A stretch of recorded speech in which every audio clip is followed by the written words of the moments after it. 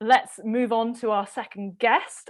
So our second guest is Matt Pritchard. So I'm going to invite Matt on if he is with us. I realise we're a couple of minutes early. I am indeed. Good evening. Oh, good evening. How are you doing, Matt? I'm good, thank you. Great work with the 40 coins earlier.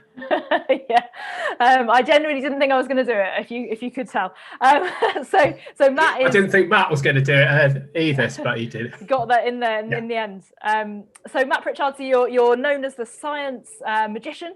And you're an atomic physicist and a member of the Magic Circle. Is that right? So I always say a lapsed atomic physicist. So It's been a while since I've been in a research lab with lasers, but that's my academic background. Perfect. That's sort of your training, and so you sort of fuse science and magic together. Can you tell us a bit more about how they go hand in hand, how that works? Yeah, so magic's always been a hobby for me since I was a kid. I'm that cliche of a magician who got into it from being given a magic book or a magic kit, and I just kept on persisting past the stage where all my friends were telling me I was rubbish to being okay till at the stage of university asked to do a few tricks around the bar and balls and things. So magic was never intended to be a career at all. It was always something I just enjoyed. I loved the problem solving. I was rubbish at the sleight of hand, but what I did love was using the psychology, the memory work of magic. It's definitely the maths. There's a lot of logic and mathematics behind quite a few tricks there. And yeah, I enjoyed the creativity, and the performance side came later. So that was one strand. And then I followed a very classical route, going down to do physics, and sort of went on to specialize in atomic physics. And it wasn't until I finished my PhD that I started working for Think Tank Science Museum, which is one of the Millennium Projects in the UK, in Birmingham, and doing science communication with schools and visiting schools and schools coming to visit the museum. And I would have loved to have put the magic into it, because for me, unpacking a magic trick is very much the same skills you use for figuring out how something works in science. It's that critical thinking skills. But also magic's a great engagement tool as well. And even with the sort of hard-nosed teenagers who fold their arms, you do a magic trick and they're sat on their seats and they want to know how it's done. And it's a great way of winning them over as well. And I think where the other overlap comes in, for me, science and maths and magic, it's all about this sense of wonder. Both magicians and scientists and mathematicians, we have this sense of wonder in the world, but we also want to push back boundaries of what everyone else says is impossible. And so for me, there isn't that conflict which you might think at first glance there would be with being a magician and a scientist at the same time. Yeah, no, that's kind of some of that sounds like my experience as a mathematician and not a magician by any means, not like your standard, but doing some magic tricks in shows. I think the bit that resonated with me about what you just said was the idea of unpicking the trick. That logic of can you kind of reverse engineer the trick is very similar to how you might think mathematically. So definitely makes sense for me. And I guess from the science point of view, like you say, that sense of wonder and sort of wanting to know why something works, maybe. Awesome.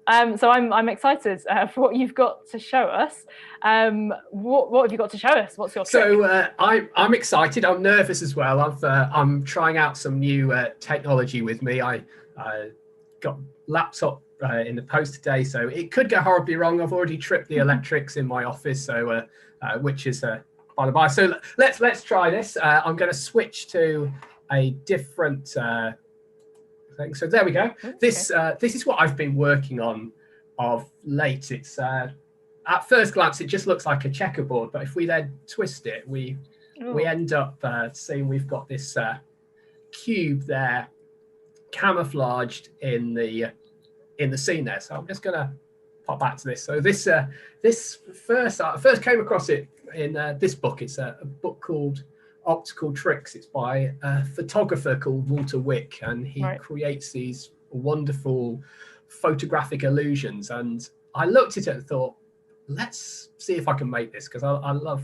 just actually trying things out with my hands. And so this was just me sort of playing around, trying to see if I could actually make this illusion. But what we'll notice here is there's a few bits around the edges where it's not quite perfect. You can sort of you can see the bits where it's not aligned, and certainly there. And one of my friends said to me, a fellow magician, is actually, Matt, why are you confined to using a cube? Because really what we need to do is we need to sort of extend those black lines out. So if we go back here, we can see the bits where the black lines are sort of chopped off there. That's where you can see what's going on there. So if we could extend these lines out, we might get a better form of camouflage. So that's what I did. So I made this sort of shape.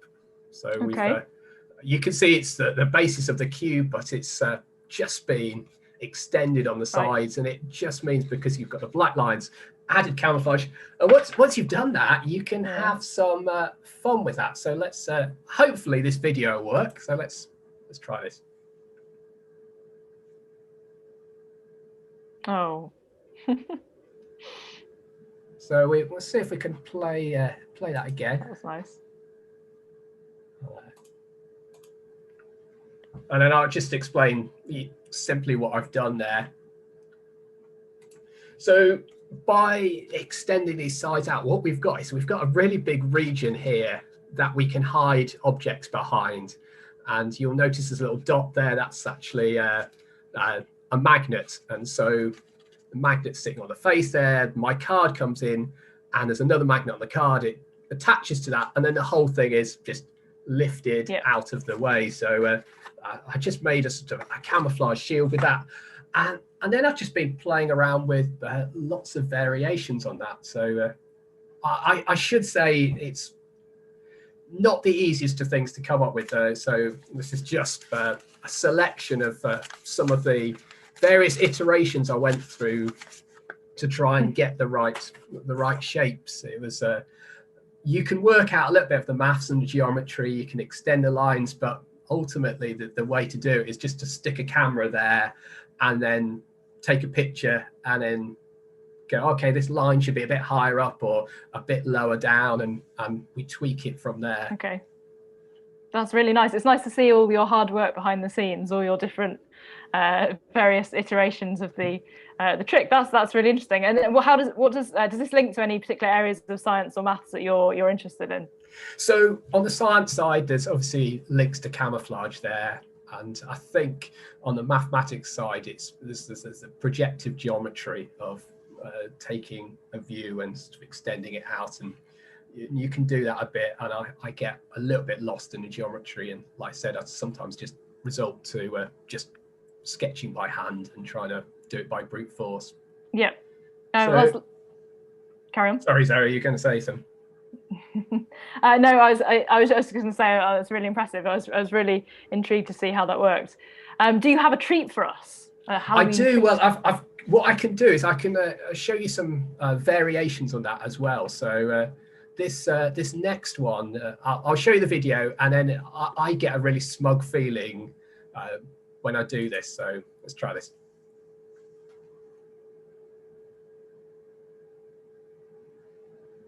Oh. And we'll try again. I have no idea how you're doing that. But here's the view. Here's the other angle of things. So okay, what we've got two layers here, and I'm literally just dropping the ball over the edge. So we've got it here. So that's amazing. Set up, and the squares that are closer to the camera are a tiny bit smaller because they have to be. Okay. And then you've got this layer, and if you get the right angle, it will look like it's all joined up. And you've got this big gaping hole that the ball just rolls under. And all I did for that video was just I angled my table like this, and the ball just drops over the edge, and it just rolls straight out. I catch it, and I can go on forever with it. But it's I'm genuinely amazed that actually worked. And when I caught it on film, that looks like the perfect vanish. That does, just as it goes. That was amazing. I was like, didn't know how that worked. That's really, really lovely. That's really, yeah, it's great. It would be good to have a chat with you about sort of various other things that you've got going on, kind of in your working life, projects you've got coming up and that kind of thing. I think I will show the charity links again, as I've realised that I didn't actually show the links last time. I think I potentially was in the wrong mode on my laptop. So I'm gonna give people that information, because it's been a little while since that's come up, because I thought I was showing you the slide, but apparently I wasn't. So here we go. So we'll come back to Matt in a second, give him time to gather his thoughts. So this is a 24-hour maths magic show, if you've just tuned in. We're running 24 hours of magic tricks alongside Mark Watson, the comedian's 24-hour Watson-a-thon. If you're interested to donate to the charities that our show and his show are raising money for, you need to go to donate.watsonathon.com. You can see that first link at the top there. We're raising money for two charities, Turn to Us and the Comedy Support Act, two charities that are doing wonderful work helping people in financial difficulty at the moment. Turn to Us works with anybody who's in financial difficulty, giving them grants, and the Comedy Support Act works specifically with comedians who have lost their income at this tricky time. So go and donate if you can. So that's the first link. The second link is Mark's stream. I mean, I'd love it if you could stay on ours and watch all the magic tricks, but I suppose we might let you go and watch Mark's stream as well. So that's the information that I should have given you about 10 minutes ago. And I'll whiz back now to Matt. So Matt, have you got any other? I do. I was just going to say that these charities are incredibly important. Like I know we've all suffered because of the pandemic, but anyone in performing arena has really been hit hard with it. So I think of my friend John, who's an actor. He does West End and touring plays, and he says, like, on a good year he gets about the equivalent of 3 months worth of work, because on the whole most actors aren't especially well paid. So 3 months to feed his whole family. Of course, with the pandemic, he's just got nothing, and he's just like, what do I do? It's what I love, it's who I am, and I can't do it anymore. And there's only little glimmers of hope for the future for theatres reopening springtime. So charities like this are great. And it's just also, I think, for comedians and a lot of people like that, it's a very lonely occupation to have, because you're often on your own, and you spend a good chunk of the day on your own. You go do a gig in front of an audience, and then it's traveling home, and without that sort of that social contact, it can be really demoralizing. So the fact that you've got charities out there helping people, and just the knowledge that people are there and got your back, is just incredibly important. Yeah, no, I completely agree. It feels very much like the theatres are like the last thing that they're, culture seems to have been forgotten on the agenda of when things can reopen. So they're definitely very worthy causes. And so in terms of, you're saying at the moment, obviously, I guess, has a lot of your live work been cancelled? Have you moved to a different platform to do your work? Yeah, so very much like you, I'm jumping headlong into doing virtual shows, whether it's live shows with streaming or pre-recorded. So I'm having to learn to film and edit and do all that whilst being a presenter, and then at the same time writing various resources, magazines, teacher resources, things like that. So I'm loving being at home more with my family. Right. I would love also to be at home with my family and having a bit more work as well. But I think that's the same with everyone, really. Yeah. Well, it's great that you've got things going on. Have you got kind of projects coming up you'd like to let us know about, or virtual shows that we can have a look at online? The one project I really want to plug is a project I call Words on Wonder, and the website's really simple, wordsonwonder.com. Okay. It came about 2 years ago because I started talking to loads of friends and talking about this idea of wonder, and everyone had a different definition, a different idea of what wonder is. So what if I said, what's wonder? What's wonder to you? The word, what is wonder? I guess a tingly feeling, like a moment of, sort of a moment of excitement, and it's really hard to explain. A moment of excitement in something that you're trying to understand. Yeah, and it's I think it's like it's a because you say it's like tickly feeling, and it is a feeling, but also it's sort of a head thing as well, isn't it? As well, and is it curiosity? Is it awe? Is it separate? And so it's yeah, it's nice. And surprisingly, there's not been that much research, particularly from a psychological point of view, of what is wonder. It tends to get lumped in with curiosity and awe, and we all ban the word around, but no one really can give a very nice definition of what it is. And so, not that I claim to be able to do that, but in this project, I just go interview fascinating people, artists, mathematicians, scientists, explorers, philosophers, theologians, and just ask them, what do they do? What makes them curious? What makes them wonder? And look at the common threads between, like you might have one interview with Helen Sharman, Britain's first astronaut, and the next interview might be a bishop or a con artist or a zoologist, and trying to see what's common, what do they do to cultivate their curiosity and unpack this idea of wonder and see if we can get more of it in our lives. And so if you're interested in reading the interviews, most are text-based. There's a few video and audio interviews. It's just wordsonwonder.com, and it's about 130 there. Okay. And it's worth dipping in, just a bit of inspiration now and again. That sounds lovely. Have you got any other allusions you'd like to show us? Yeah, so maybe we could extend this a little bit further. So at the moment, I've got 3 surfaces. So let me show you this. I'm going to whiz my camera off so people can see yours better. This image here. So at first glance, it looks okay. Then you realise there's a stray tiger in the reflection. Yeah. And the question really is, where did that tiger come from? Now, an obvious way of doing this is it's not a mirror. So that black frame could just be empty, and it just could be a second scene on the other side. But it's not. It's actually taking this idea further. So let me just take my headphones out. I'll show you what I've done.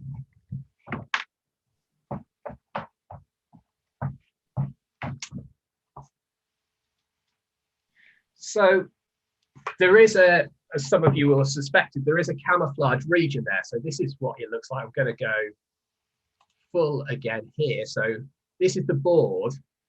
And what I've discovered is you can have it a double-sided wall. So I'm not sure if I can get this to work on my webcam just because of the angles, but we're close to camouflaging, I think, there.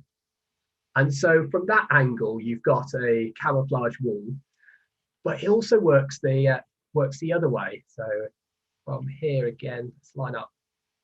Yeah, that works quite well. The light's not quite right on that. So that's what I've done. I've just got this shape, double-sided wall, and then we can create a camouflage region, and it will hide itself, and then you can have objects one side of the wall, and it will appear in reflection, but not in the foreground. So that's another variation of what we do. I thought, sorry, I've set people a challenge. So yeah, I'm going to show this image, and I can't see the chat box, but you might be able to see it from where you are. But the question is, are you looking at a mirror? So is this image, is it a mirror or not? And also just in the chat, just put your reasoning for whether it's a mirror or not. Okay, I'll have a look. I'll keep an eye on the chat and see what we've got coming in. Let's have a look. So is it a mirror or not? Because of course we've got a 30-second lag from when we talk to when people actually hear us, so it's going to take a little while. So it reminds me of a piece of art, isn't there? Is there a famous? Yeah, so you've got the Andy Warhol. Yeah. I think Campbell's soup tin, which is one of the reasons why I chose that as an image. I'm showing my ignorance by not knowing the name of the art. I mean, I know who Andy Warhol is, but off the top of my head, I couldn't remember that it was him. So we've got a few people coming in now with their comments on the chat. Oh, great! What are they saying? So we've got no, it's a magic show. That's helpful. People saying my instinct is no. People saying the writing isn't reversed. Yeah. So no. Other people saying I also think there's too much lid. Interesting. The wood grain looks off. Maybe the writing is reversed on the tin closest to us. All sorts of suggestions. People again, lots of comments about reversal. So yeah, could be a reverse label on the can. Generally no. So most people I'd say saying no. A couple. Yeah. So it's yeah. As far as I can tell, there's three main ways you could do this. So one way is to just have a black frame and no mirror in there, stick a second can the other side, and then get a broom and cut it into chunks and just use the two ends there to make it look like it's been obscured by a piece of mirror. So that's one way. Another way you could do it is to just have a printing and put that in a picture frame. So I could take a photograph and stretch it, transform it, and then just stick it in there, and that would cause it. Actually, I did it sort of fairly brute force way. So I've got the can here. So let's go back to full screen here. So this is the can, and I've just reverse printed. So I don't know which way my webcam's showing me, but hopefully if it's going right, this should be written in reverse now. And then the other side is written correctly. So I've just got two labels. One is printed normally, which is the rear side, and the other side is reverse printed. And so when you go back to our photo there, you're just seeing a mirror reflection of reverse writing, which is why it gets corrected back to that, and which is what causes our brain to trip up. That's really nice. That's really lovely. And I liked all the suggestions in the chat. I'm going to put my video back on so you can see me. Really nice. That's yeah. All sorts of solutions I hadn't thought of. I don't think I could look at an image like that and sort of break it down and sort of work out what's going on in quite the same way that you've explained. And you know what? Nice. It's spent many hours playing around with mirrors and just getting a bit obsessed by them. And also one of the things I love is putting some of these ideas out on Twitter and Instagram, and then you get suggestions of how it's done, and then you take those suggestions, and then next time you do something, you use those suggestions to make the illusion stronger, or you subvert them and come back with something better. So I like that way of learning and how to do that. I subscribe to the idea of failing fast. You put something out there. And if it works, great. If it doesn't, you learn from it and you iterate that way. That's really nice. Yeah, it's lovely. So maybe some of those comments that we had coming in can inspire your next piece. Yeah, I'm going to have a look back and then make stronger illusions off the back of that. So I was about to say inspire your next piece of art, because I think it feels like art and science and magic, all in one sort of. Yeah, and I think I try and do that. Try and have something that's pleasing to look at, as well as being a bit confusing or confounding. Yeah, and so I think that's kind of like it's the hook, isn't it? I feel like people also having that question of is this a mirror or not, just immediately sort of hooks people in trying to work out what's going on. So you used to be a physicist at Durham. Is that correct? I feel like I've read that somewhere. Was that maybe perhaps on your website? And so what was your sort of journey into science? Like I was asking Susan earlier on if there was a sort of defining moment where she sort of switched on to maths. What about you with science and with maths? Was it a sort of gradual thing? Was it something you're always into, or what's your story? Honestly, I found maths dull at school. I wasn't inspired. The maths that I did love was the maths I was learning about through learning magic. And so the name Martin Gardner will resonate with lots of viewers, because he wrote a vast amount of articles on recreational maths. In fact, you're probably one of the person in the 20th century for popularizing recreational maths. And he was a magician as well as an amateur mathematician.